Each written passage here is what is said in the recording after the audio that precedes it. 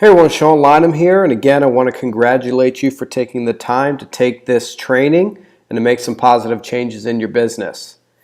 In Module 1, we want to talk about mindset, and why mindset is important is everybody that I've done this training with, honestly, it just comes down to them making a decision and believing that they're worth it. So in this video, Training 1, we're going to go over the mindset tips and tricks to start receiving more income per closing.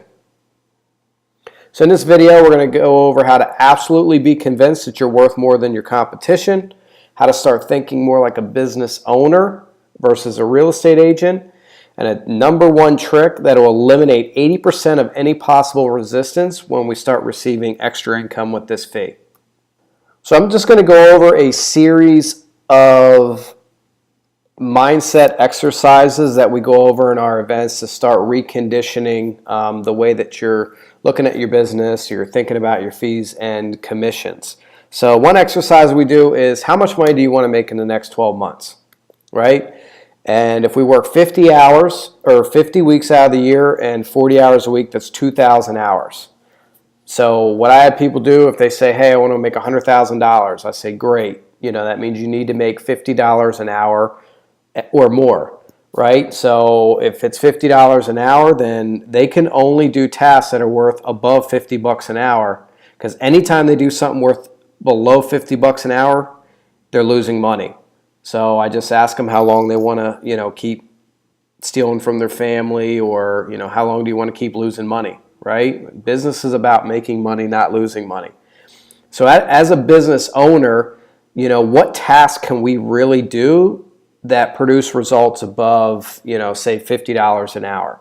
And those tasks are pretty simple. It's calling people, meeting people, writing contracts, working on your business, working on your marketing, reviewing your financials, and hiring some leverage. That's really about it.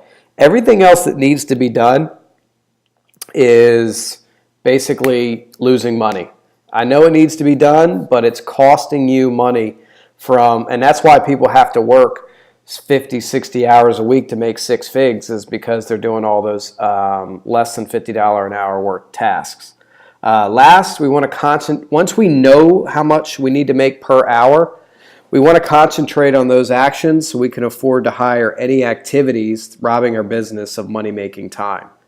So the more we can concentrate those and more money we make, the better we have a chance of affording outsourcing the lower dollar productive tasks. Another thing I ask people, are all real estate agents created equal? And this question is not just about equal, but receiving equal pay. So, are all doctors paid the same? Are all lawyers paid the same? You got your public defender out there, and then you have lawyers that receive $2,500 an hour. So really, what is the difference? And the difference is value.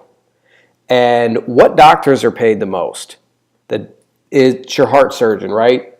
Everything's done. He comes in, does his heart surgery, he's out. Everything else is taken by other people, and he's making the most money because he's a specialist. The least paid doctors, they're generalists, right? They're your general practitioner, your family practitioner, because there are more things to more people. So again, as a real estate agent, we have a fiduciary responsibility to our clients to market, negotiate, and keep them legal on their behalf of the most largest financial asset that person's ever going to own.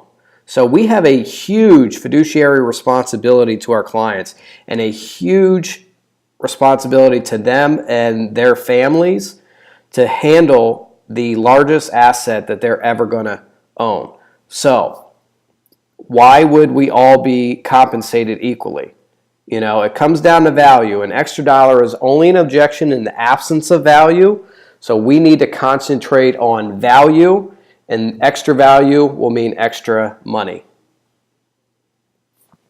So a good thing to ask yourself or ask your clients would be, what would your clients do if they were on trial?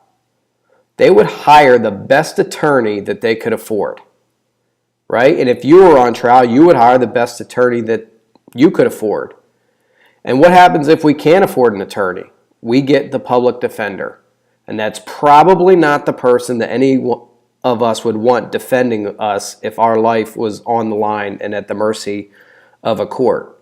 So these people are hiring us to take care of their most valuable asset, and hopefully they're hiring the best realtor that they can afford. And since all attorneys aren't paid the same, all doctors aren't paid the same, all real estate agents should not be paid the same. So we don't want to be the public defender, right? We want to show so much value and everything that's going to be so great about their experience and their outcomes that they're willing to, hire somebody that's not a public defender. And they can certainly go out and hire the public defender. In our market here, we have 1,300 agents. So they're free to go hire, the other 1,300 agents, but they're just not going to get what they're going to get with us. And we'll cover that in a bit. Another thing that we need to be positioned with our clients is the expert, right? So clients have to know that we are the real estate expert. We sell 10 houses a year. They sell one house every 7 years, right? Or for sale by owners, sell one house every 10 years and we sell 40 a year. Whatever the case may be, we are the expert. We do this all day. We sell more homes. We know how to market. We know how to keep it legal. We know how the process works. They're not. But if they think they're the expert, somebody has to be the expert, right? And if you're not the expert, they are. And that's why it's important to bring, good marketing, and when you're listing a home, great market data, so you're positioned as knowing more than them. Because if it's the other way around, you'll never be able to get an extra dollar because they're the expert and they're going to tell you the market, they're going to tell you you're not worth the fees. So we need to be positioned as the expert as well to get paid some extra income. Another thing it comes down to is confidence. Tony Robbins says, whoever is more confident will always influence the other person.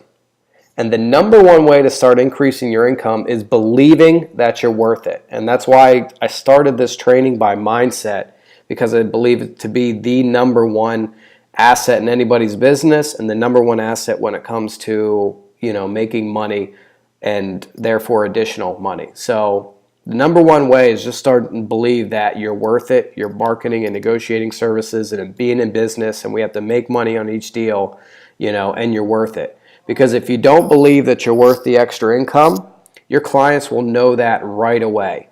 But if you're confident and you're the expert and you believe it, you'll have absolutely no problems, no resistance, because you'll be able to influence the other person and they won't question you.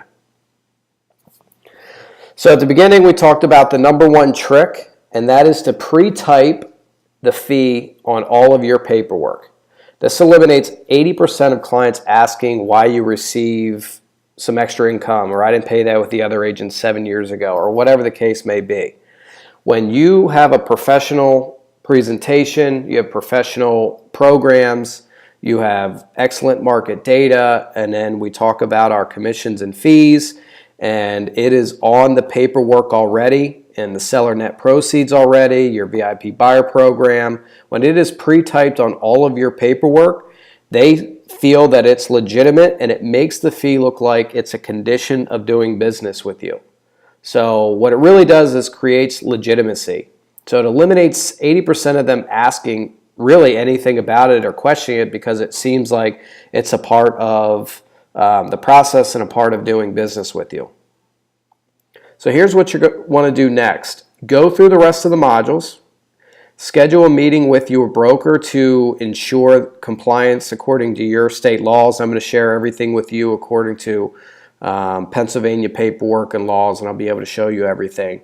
But when you start doing this stuff, I just advise everybody to make sure that they're compliant according to their state. So if you're just starting out and you're not receiving any income outside of your commission, I would ask my broker how to legally in your state receive a fee outside of your commission. And then put it on all your paperwork. put it on seller net proceeds, buyer cost estimates, put it on VIP buyer programs, seller programs, your commission agencies. It goes on every piece of paperwork pre-typed in so you're not writing it in, and that will eliminate 80% of the resistance.